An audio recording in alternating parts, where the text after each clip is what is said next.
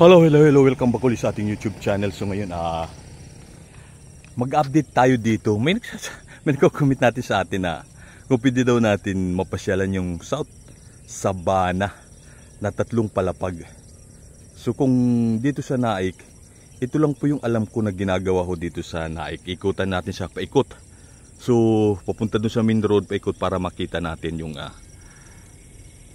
update na sa ngayon dito. Ayan, sa kabilang side tayo. Ayan siya, makikita na natin dito na malapit na siya dito sa kinakatayuan natin yan, yung kalsada na to. So ito parang bypass road to. Kalsada ito sa gitna ng tawag dito ng palayan. So ikot tayo papunta dun para makita natin naman dun sa kabilang side. Okay, sama kayo ha. So ito yung parang likod niyang ginagawang 3 palapag na pabahay ng gobyerno na ang namamahala naman ay DSUD. So sinasabi nga nila na tawag dito. Ayan, kita na dito. Makikita nyo rin yung hagdan na sa gilid, no? So na hindi naging matarik yung pagkakagawa. Kasi yung buong side, kikita nyo ba? Parang sinakop nila, ayan, kita nyo yung hagdan, yung ayan, kamay ko nakikita, ayan, lumalabo. So ayan, yung buong gilid, kaya masasabi ko na parang hindi matarik yung pagkakagawa sa hagdan ng pabahay na to. Na maganda naman para sa magiging residente yan. Okay, lipat tayo na sa kabilang angle naman. So ito yung lugar kung saan natin tinitingnan yung pabahay. So yung kabilang side yan, kung doon tayo sa kabilang side naman, makikita din natin. Pero pakiwari ko mas maganda yung angle dito kasi dati nung nakakapasok pa tayo dyan, tatatlo lang yung alam kong mga building na itatayo ngayon. Pero ngayon ang dami na, parang 7-10 na siguro yan na building na ginagawa nila.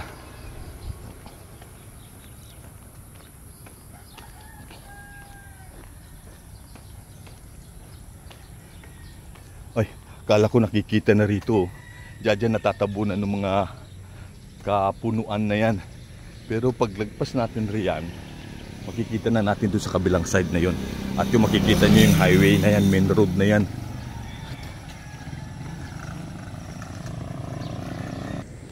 So ayan dito, nakikita nyo na parang anlapit na rin dito sa kinakatayuan natin yung ginagawa. Orong pa nga tayo dito. So isusum natin. Wait lang, baguhin natin yung setup para masum natin. So ayan, katulad niya, may mga poste na naman ginagawa. Isusum natin para makita natin yung ginagawang pabahay. So dito sa lugar na to hindi pa natin masyadong makikita yan, di ba? Ang dami na niyan, pero doon sa kabilang side na yan, dito pupunta doon, mas makikita pa natin yan, mas maayos. So bibidyohan natin. Natatakpan lang yan ng mga puno na yan, yung mga pabahay na 3 palapag. So sa ngayon na yan yun, kita nyo? Okay, lipat naman tayo ng ibang angle. Dito mas nakikita na natin, Wala, napakalapit niya dito sa kinakatayuan natin na to na yung kabilang side niyan. So yung kabilang side naman din kasi niyan, malapit din doon. So yun talaga yung parang sa akin ang tawag ko Barangay Road ng Malainin Bago. Ito kasi kabilang side to, ito'y parang bypass road na naglagay ng kalsada sa gitna ng palayan. Ayan, makikita nyo, palayan ho yan sa gilid. Galing doon sa pinanggalingan natin. Hindi ko lang alam kung nakikita nyo namang kasi naka-anti-focus ako naka-focus yung setup ng camera natin. So ayan nakikita nyo ba yung panibagong building na naman na ginagawa. So muli natin pero yung sa harap nyan sa kabilang side naman, halos mga gawa na yung mga naunang itinatayo. So ito yung mga nandito naman to sa likod, nakikita nyo napakadami na niyan. Basta pakiwari ko parang 10 block na ata yan ng building na ginagawang pabahay. Ayan o. So yung katulad nun, isa na yung bago na yun. Pero yung doon sa kabilang side, yung 3 nauna na ginawa dyan, halos finished product na. Ang pagkakalam natin parang 6,000 room yung gagawin yan. So kung 3 palapag yan, kung ilang room ang bawat floor, doon madidetermine. So kung 6,000 room yan, family, so ibig sabihin napakadami talaga. Maaring abutin pa dito sa lugar nito yung itatayong pabahay dyan. Okay, so lipat naman tayo ng iba pang angle. So ayan,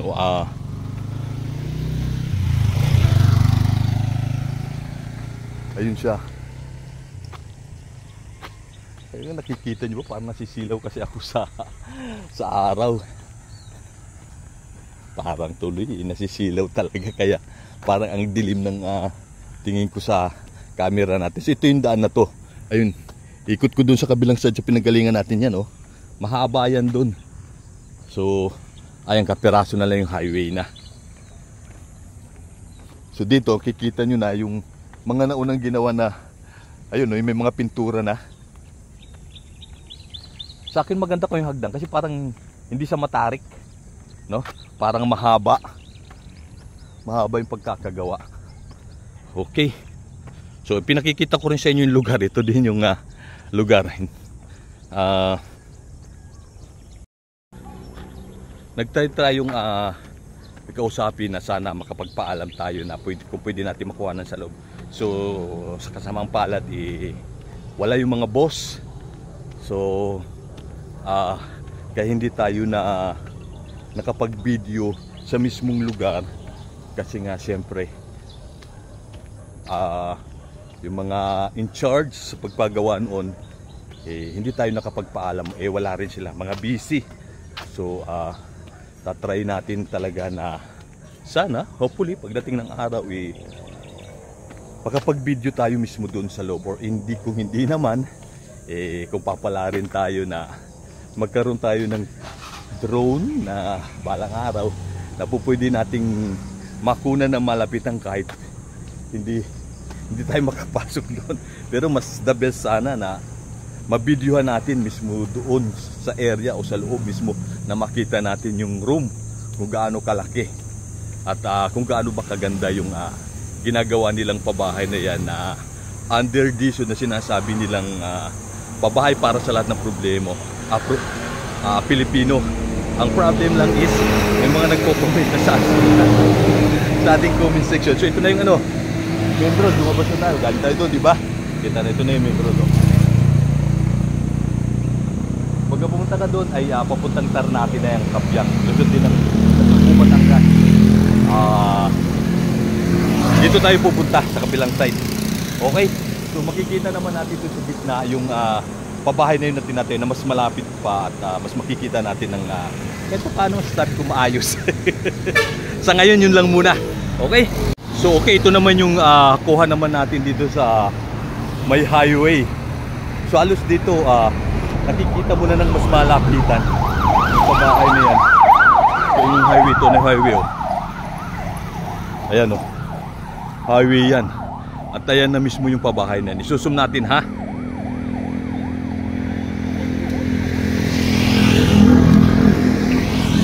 Ayan, mas kita na dito, no?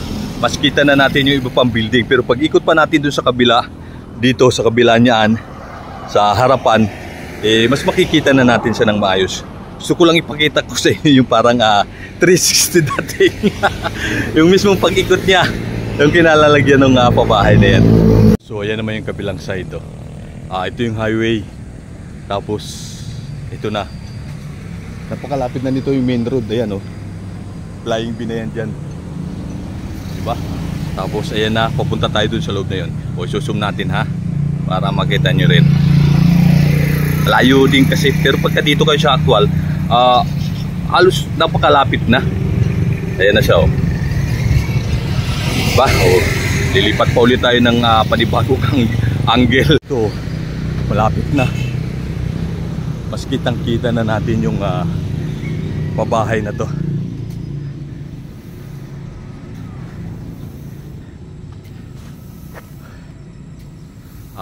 Lipat natin ng para ma-zoom natin.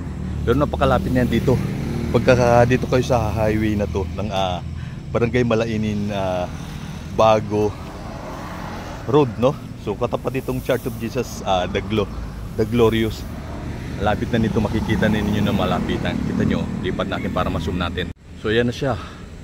Diba? Halos tapos na itong mga unang building na ginawa dito sa tapat niyan, itong bakanting lote na to. Ang balita natin dito, tatayan to ng hospital. So sana hopefully mangyari. So napakalapit lang yan po yan dito sa pabahay na to na under Dizon. O pilipat naman tayo ng iba pang angle. Pilipat tayo ng kabilang angle. Kung makakapasok sana tayo dito, ito yung entrance papunta dyan sa tinatambakan na palayan na sabi gagawin daw hospital. So you know,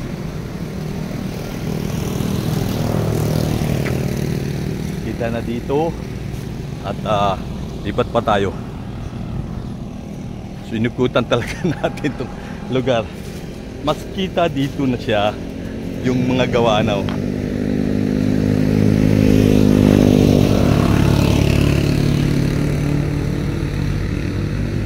Sana pagdating ng araw makapasok na tayo at makabidyohan natin na talaga ng actual yung pabahay na to ng gobyerno na under Dizon. So sa ngayon magtsatsaga lang muna tayo sa pa-update natin dito sa malayo na to. So yan yung bakanting lote, oh. Malapad-lapad na rin yung natatambakan nila. Okay, so ito yung Barangay Road ng Malainin Bago. O lipat naman tayo sa kabilang angle pa. O zoom nga natin.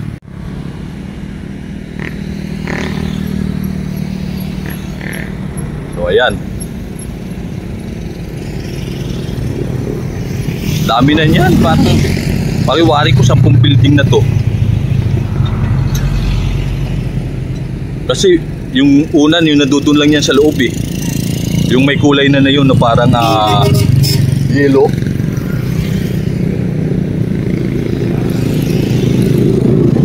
Okay, lipat naman tayo panikot sa iba pang lugar. So yan siya.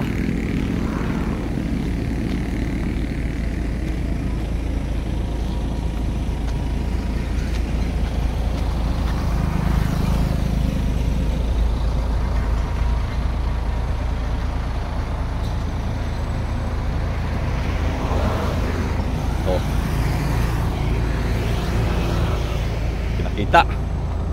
Lumapit na tayo dito para makalapit tayo ng konti.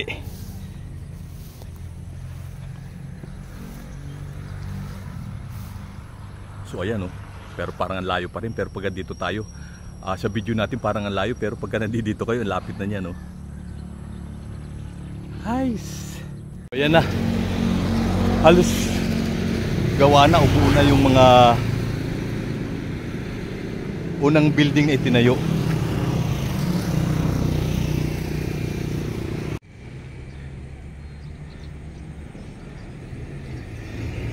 Ayan, oh. Yung hagdan niya nasa gilid eh.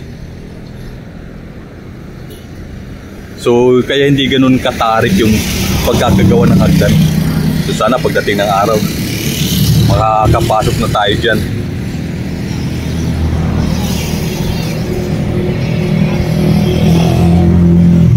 Ayan sa side na yan dyan, sa katabi. Ayan dyan, oh.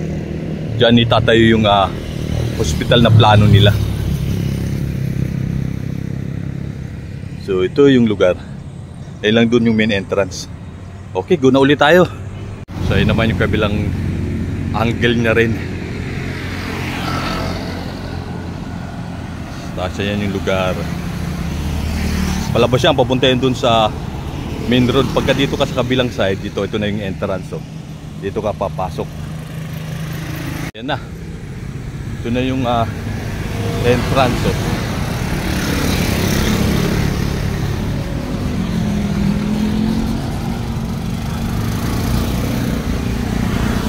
mga equipment kasi ito yung main entrance papunta dyan sa tatlong palapag na pabahay.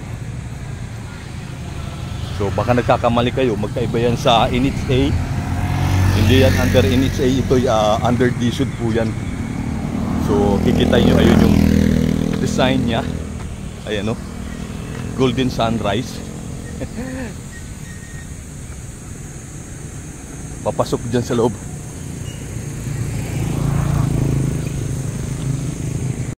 Yun yung update natin dito sa may tatlong palapag na pabahay ng gobyerno dito sa Naik, Cavite, yung Golden Sunrise. Alamin pa natin kung saan yung sinasabing South Sabana na tatlong palapag din na dito sa Naik. So hindi pa kasi natin alam, magtatanong-tanong pa tayo. At yun nga, sabi ko nga kanina na kapag meron tayong pinagpaalaman na kung pwede tayo makapag-video sa loob, so sa kasamang palad hindi pa tayo na-allowed kasi hindi pa niya nakausap yung mga boss, no, doon sa ginagawang pabahay nito. Sana hopefully pagdating ng araw makapag-video na tayo doon sa loob. Okay, go na tayo.